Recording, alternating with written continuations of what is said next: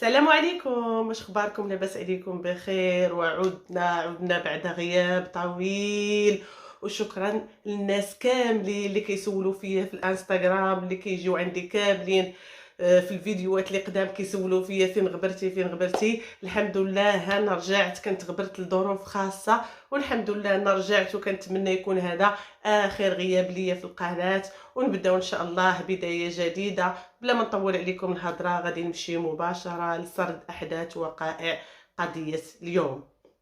قضيه اليوم غادي تدينا لمدينه الرباط، وبالضبط في سنه 2005، وفي احد الاحياء الراقيه ديال مدينه الرباط، في واحد العماره، واحد الجاره في الصباح كتفيق كتلقى الجار ديالهم اللي الدار كاينه على الدار، اللي هو بيلوت او طيار، كتلقاه باللبسه ديالو طيح قدام باب الدار. هاد الجاره كتمشي مباشره كتفيق في جارهم، كتفيق فيه تفيق فيه، فكتلقاه انه ما كيتحركش. غادي تعيط مباشره على الكونسيرج اللي كاين لتحت، غادي يطلع، غتقول ليه راه لقيت الباب محلول ولقيتو هنايا طيح. قالت ليه راه صونيت في الدار ما كاين حتى شي حد، كنعيط راه ما كايناش مرتو، واش عندك النمره ديال مرتو نعيطوا عليها؟ ديك الساعه الكونسيرج كيعيط على الزوجه ديال هذاك الطيار هشام، كيعيط عليها كيلقى الهاتف خارج التغطيه، فكيضطروا انهم مباشره يتصلوا بالشرطه. وبالفعل ما كتكونش دقائق كثيره فكتكون الشرطه في عين المكان، كتحضر في عين المكان. كيكون طيار هشام متكي على ظهره، غادي يقلبوه الشرطه على الجهه الاخرى، فغادي يلقاو في الظهر ديالو طعنات ديال السكين، غادي يلقاو عده طعنات ديال السكين. فمباشره كيعيطوا للشرطه العلميه كتلتحق بهم في عين المكان، فكياخذوا البصمات. ولكن الخطا اللي دارت الجاره واللي دار هذاك الكونسيرج هو انهم جاو بقاو كيقلبوا فيه كيقيسوا فيه كيفيقوا. هذا واحد الخطا اللي فادح كيديروه بزاف ديال الناس. فإلا شفتوا شي حد طايح في غيبوبه ميت الله اعلم به، فحتى شي حد ما يقرب ليه، لان كيتخربقوا البصمات عند الشرطه. يعني كيلقاو هذوك البصمات ديال الناس اللي جاو قاسوه من بعد الوفاه ديالو. فكما قلت لكم كيهزوا البصمات من تما. كيسولوا الجاره كيفاش تلقيتيه، قالت لهم انايا الصباح حليت الباب مع 7 ديال الصباح، غادا حاشاك مخرجه الازبال باش ترميهم، كتلقاه تمايا مليوح طيح. قالت لهم كنلقى الباب محلول وكنلقاه هو مليوح، راه قالت لهم في نفس البلاصه، راه ما حركناش، غير حاولنا نفيقوه ما فاقش لينا. صافي غادي يديو معاهم السيده هي والكونسيرج المقر ديال الشرطه باش يكملوا معاه التحقيقات، حيت كما كتعرفوا اول واحد كيبلغ بواحد الجريمه فكيكون هو اول واحد كتشير ليه اصابع الاتهام، يعني ضروري ما كيمر من التحقيقات. صافي بداو معاهم التحقيقات، فكيلقاو ما تحت راسهم والو، يعني داكشي اللي قالت السيده هو اللي كاين. الكونسيرج كاين لتحت ما جايب الدنيا اخبار، هادشي اللي كاين. غادي يقولوا الكونسيرج واش عندك النمره ديال الوالدين هاد السيد. فالكونسيرج ما غاديش يكون عارف النمره ديال الوالدين ديال هشام، وانما غادي يكون عارف فقط العنوان ديال الوالدين ديال حياة اللي هي الزوجه ديالو. فغيعطيهم العنوان وغادي يتوجهوا مباشره للبيت ديال الوالدين ديال حياة، وغادي يسولوهم. فغادي يقولوا لهم بان حياة كاينه في فرنسا، مشات ديبلاسمون. غادي يقولوا ليها امتى مشات لفرنسا، غتقول لهم الام بانها مشات غير البارح في العشيه. يعني هنا الشرطه كتبدا تراودها الشكوك في الزوجه ديالو، او كيفاش غادي تجي هاد الصدفه ان الزوجه ديالو مشات البارح في فرنسا، اليوم غادي يصبح مقتول. مع العلم ان جاهم اتصال من الشرطه العلميه بان حددوا التوقيت ديال الوفاه ديالو، هي انه كانت تقريبا ما بين الوحده الجوج ديال الصباح ديال هذاك النهار، السيده ما لقاتو حتى 7 ديال الصباح. يعني تقريبا شي 5 ديال السوايع هو مرمي تما، ما جاب ليه حد اخبار. كما قلت لكم بقات الشكوك كامله على الزوجه ديالو. غادي يقولوا لهم وريونا الخدمه فين خدامه، غادي يقول لهم الاب ديال حياة على الخدمه ديالها، غادي توجه الشرطه مباشره لمقر العمل ديال حياة، وغادي يسولوهم واش بالفعل صيفطوها ديبلاسمون البارح. فالخدمه كتاكد ليهم انهم بالفعل صيفطوها الخدمه، وانها كتمشي في الشهر ما مره ما جوج، كتقدر تمشي حتى ل3 الخطرات في الشهر ديبلاسمون. هذه هي النوع ديال الخدمه ديالهم، مع العلم ان هاد الاخت حياه خدامه مهندسه في واحد الشركه كبيره تما في الرباط. فاش غادي ياكدوا ليهم الخبر انهم هما اللي صيفطوها ديبلاسمون، غادي يقولوا لهم واش عندكم النمره باش كتواصلوا معاها تما في فرنسا. غادي يعطيوهم النمره، غادي تعيط الشرطه الحياه وغادي تقول ليها خاصك تجي عندنا ضروري، راه شنو كاين وشنو كاين وشنو كاين.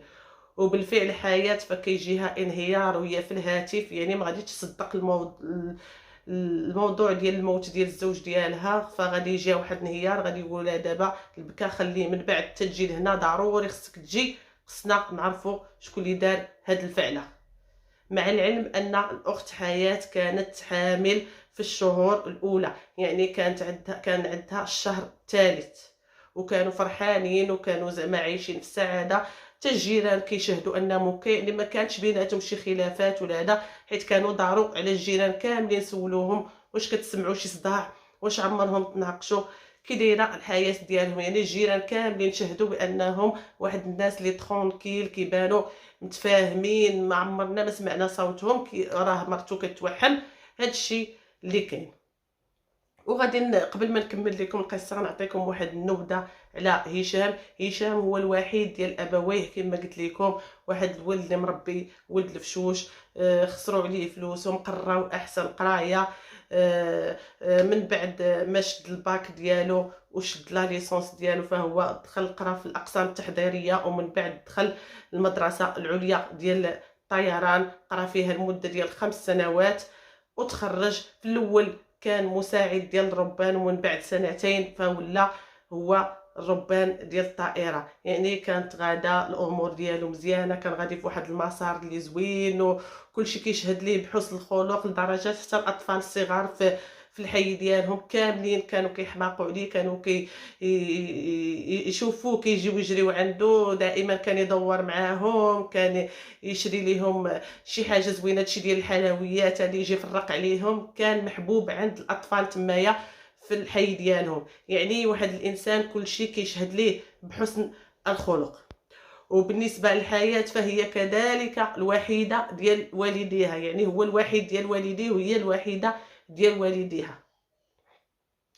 فمن بعد 24 ساعه حياه كتحضر للمغرب وكتمشي مباشره توجه للمقر ديال الشرطه، وكيسولوها واش عندك نقاشات مع زوجك، واش هادي واش هادي. كتقول لهم بالعكس، كان مالي فيا، ما كان عندنا حتى مشكل، كنا عايشين بخير وعلى خير. قالوا لها في من كتشكي؟ قالت لهم انا ما كنشك في حتى شي حد، حيت هشام ما عنده حتى شي اعداء ومستحيل يكونوا عنده اعداء. قالوا لها واش كيعرف شي وحده، كان كيعرف شي وحده قبل منك؟ قالت ليهم لا، وحده اللي كان خاطبها وما كملتش لي الخطبه قبل مني، اما باش كان كيعرف شي وحده اخرى انا ما معاودش ليا وما عارفه والو. هنا الشرطه مباشره كتوجه للمقر ديال العمل ديال هشام، وكتمشي تشوف الاصدقاء ديالو، ما ربما شي صديق ديالو يكون كيعاود ليه واش كيعرف شي وحده، ربما هو مجوج وكيعرف شي وحده. يعني كل شيء وارد فاش كتكون قضيه فيها جريمه ديال القتل. المهم كيتوجهوا للمقر ديال العمل ديالو وكيمشيو يسولوا على اقرب صديق لهشام. فكيمشيو عند اسامه هو كان الصديق المقرب، كان يمشي يتغدى معاه، كانوا الويكاند يخرجوا وياه. يعني كان دائما بحال كما كنقولوا الصندوق الاسود ديال هشام. مشاو عنده سولوه، قالوا ليه اشنو كتعرف على هشام، شكون هما البنات اللي دازوا في حياته قبل ما يتزوج، حيت هو كان يلا 10 شهور ديال الزواج اللي دوزها. يعني واش قبل من هاد 10 شهور كان كيعرف شي بنات اخرين؟ شكون هما البنات اللي كان كيعرف؟ قال ليهم عادي، كان كيعرف بنت يتعرف على شهر شهرين كيتفارقوا عادي، ما كانش شي حاجه زعما اللي جديه. شويه ويقول لهم لا راه نسيت، كان خاطب وحده، هي اللي كان خاطبها، راه سميتها زينب، كانت خدامه في البنكه الفلانيه، ومن بعد ما كملش عليهم الله تزوج بحياه. قالوا ليه واش كتعرف البنكه ديالها فين جات؟ قال لهم بلاصه الفلانيه، ولكن ما عرفش انا دابا واش باقا خدامه فيها. ولا لا. غيمشيو مباشره لهذيك الوكاله البنكيه اللي قال لهم عليها اسامه، وغادي غيسولوهم واش خدامه عندكم شي اخت سميتها زينب. غادي يقولوا لهم ما كاينه معنا حتى شي وحده سميتها زينب. غادي يقولوا لهم قلبوا واش فايته دايزه عندكم شي وحده سميتها زينب، بحكم ان الشرطه ما عارفاش الكنيه ديالها اشنا هي، عارفه فقط الاسم. غادي يقلبوا غيلقاو بان كانت خدامه معهم وحده زينب شي 3 سنين هذه قبل، ولكن ما بقاتش خدامه معاهم.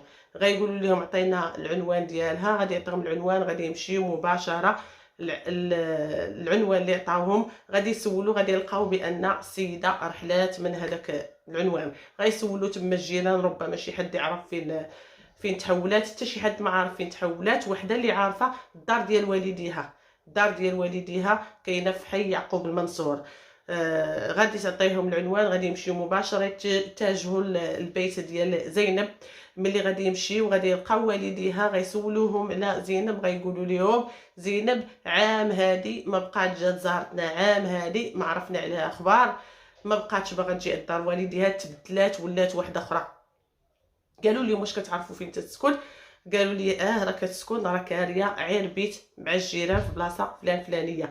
غادي يتجهوا مباشره لهذاك البيت اللي وراتهم. غادي يمشيو بالفعل، غادي تحل ليهم زينب. غادي تشوف الشرطه اول حاجه، غادي ترتبك، غتولي بوحدها كما كنقولوا كتصفار وكتخضر، ما غتعرف باش تبلا. غيقولوا لها راه حنا جينا عندك على قبل هشام فلاني اللي راه لقيناه مقتول، راه قالوا لنا بانه كان خاطبك نتيا. قالت لهم خاطبني؟ ما كانش خاطبني، ما عمرو ما كان خاطبني. هذه هشام الحال الحساب ديالو تما في البنكه ديالي صافي، كانت مجرد خدمه ديال ان كليون مع ريسبونسابل اللي في هذيك الوكاله. هذا الشيء اللي كاين، ما كان حتى شي حاجه لا اقل ولا اكثر. يعني الطريقه باش كتهضر معاهم بحال كتهضر وكترعد، ما واثقاش من نفسها. غادي يقولوا لها صافي ما قلتي حتى شي عيب، حنا غادي نمشيو دابا نسولو في الوكاله اللي قلتي واش فعلا كان حال الحساب ديالو تما. غادي يمشيو للوكاله غيسولوهم واش هشام الطيار واش كان حال عندكم الحساب هنا. غادي يقولوا ليه ما عمرو ما حل شي حساب هنا، وما عندناش انا سميتو بانه كان حال شي حساب. غادي يرجعوا مباشره عند زينب، غادي يقولوا لها علاش كتكذبي، قولي اللي كاين، ما عمرو هو حل شي حساب في هذيك الوكاله، قولي لنا اشنو كاين بلا ما نتاخذوا معاك شي اجراء اللي ما غاديش يعجبك. بقات مصدومه كتشوف فيهم، ما عرفت ما تقول. قالوا لها حيدي. دخلوا لداخل كيقلبوا في الدار ديالها، كيلقاو الدار كامله عامره بالسجائر، مطفيين مرميين. كيلقاو القراعي ديال الشراب محطوطين تمايا خاويين. واحد الحاله يعني ديال شي وحده اللي عايشه واحد الحياه اللي بائسه واللي خايبه بزاف بزاف بزاف. غادي يدخلوا اعزكم الله المرحاض، غادي يشوفوا داك الموبل اللي كاين من تحت لافابو. غادي يلقاو واحد الفوطه ملويه تمايا بزاف محطوطه تمايا، غادي يلقاو فيها سكين عامر بالدم. غادي يمشيو يديو مباشره للشرطه العلميه، غادي يشوفوا التطابق ديال هذاك الدم مع الدم ديال المغدور هشام، فغادي يلقاو تطابق 100%. وفي هذيك الساعه ما بقى ليها فين تنكر، يعني واجهوها بالادله الدامغه اللي ما عندها ما تنكر فيها. وغادي تنهار وغادي تبدا تعترف ليهم اشنو دارت. فغتقول لهم ان هشام كان كيواعدها لمده سنه ونصف، كانت معاه، كان كيواعدها بالزواج، كانت كتحلم معاه بزاف ديال الحوايج. قالت لك حتى لواحد النهار اللي قلب عليها قلبه وحده ما عرفت راسها باش تبلات، حتى كتسمع من الناس اللي بعاد بانه تم عقد القران ديالو مع واحد العائله اللي معروفه تمايا كبيره مع البنت ديالهم. هنا قالت لك دخلت في واحد الحاله ديال الاكتئاب، وليت كنتعاطى المخدرات، وليت كنتعاطى الخمر، حياتي تبدلات. قلست قالت ليهم من الخدمه ديالي فين كنت خدامه. ولات كتبان لي الدنيا كحله، ما بقيتش باغا نمشي حتى عند والديا نشوفهم، ما بقيت باغا صحابات، ما بقيت باغا صحاب، ما بقيت باغا حتى حاجه. يعني الحياه ظلامت في عينيها، ولات عايشه واحد الحياه اللي خايبه بزاف. كما قلت لكم راه الحاله اللي لقاو فيها البيت ديالها كيفاش داير، صافي قالت ليهم. وملي سمعت من واحد الصديقه اللي كانت مشتركه بيناتنا بان الزوجه ديالو حامل، صافي تما ما بقيتش متملكه اعصابي وما بقيتش قاده نسمع شي حاجه عليه ولا على مراته. تما بقى كيراودني الشيطان بانني ضروري خاصني نتخلص منه وننتقم منه على هذا الشيء اللي تسبب ليا انا فيه. وانا اختاريت الوقت المناسب فاش عرفت بان الزوجه ديالو غادي تسافر لفرنسا بفضل هذيك الصديقه اللي مشتركه. هذيك ما كانتش ماشي عمدا كتبغي تقول لي، قالت لهم انا كنت كنسليها لسانها بواحد الطريقه اللي ما تعرفنيش بانني واش باغا ندير شي حاجه ولا ناويه على شي حاجه. يعني الاخرى كانت كتجاوبها بنيه صادقه وهي كتبلاني لهاد الجريمه الشنعاء. صافي فاش عرفات الاخت حياة غادا لفرنسا قالت انا غادي نقتلو في نفس النهار اللي غادا تمشي فيه هي لفرنسا باش اصابع اتهام كامله توجه لها هي.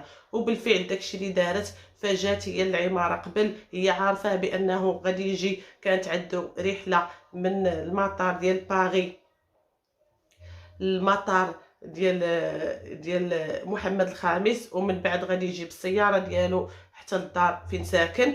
قالت غنبقى نتسناه تما تيجي مادام مرتو ما كايناش، هو طبيعه الحال راه ساكن غير هو والزوجه ديالو، غادي تسناه في واحد كما كنقولوا بيت الخزين، واحد البلاصه اللي كيحطوا فيها داك القش اللي شايط عليهم الناس وداكشي كيكون عامر بالحوايج اللي ما كيستعملوهمش. واحد البيت كيكون في العماره. بقات تما في الظلام كتسنى كتربص حتى سمعاتو جاي جار لافاليز ديالو، فيلا غادي يحل الباب، فغادي توجه ليه طعنات غادره يعني من الظهر، يعني ما خلاتش ليه الفرصه فين يقاوم. صافي غتجمع هذاك السكين ديالها وغتمشي كأن شيئا لم يكن. وخصوصا في الوقيته اللي قتلاتو هي فيها، يعني كما قالوا الشرطه العلميه ما بين الجوج وما بين الوحده ديال الصباح، يعني السكان ديال العماره كلشي ناعس، ما كاين اللي جايب ليها اخبار. وخصوصا في 2005 راه ما كانوش العمارات كيكونوا فيهم الكاميرا ديال المراقبه بحال دابا، يعني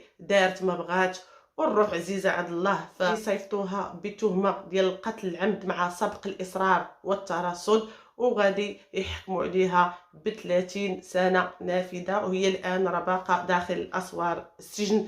كما عارفين حنا باقي ما كيطبقش الحكم ديال الاعدام، فللاسف غدوز هذيك 30 سنه، هي راه باقا صغيره وغادي تخرج وغادي تعيش حياتها. كنتمنى ان القانون ديال الاعدام يرجع يطبق في بلادنا كما كاين في بزاف ديال البلدان.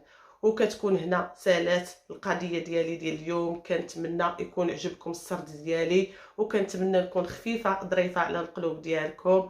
وإلا عجبك المحتوى ديالي فما تنساونيش من لايك، ولا كنتي اول مره غادي تشوفي او تشوف القناه ديالي فضغطوا على زر الاشتراك وزر الجرس باش يوصلكم كل جديد. نتلاقاو ان شاء الله فيديو مقبل باذن الله.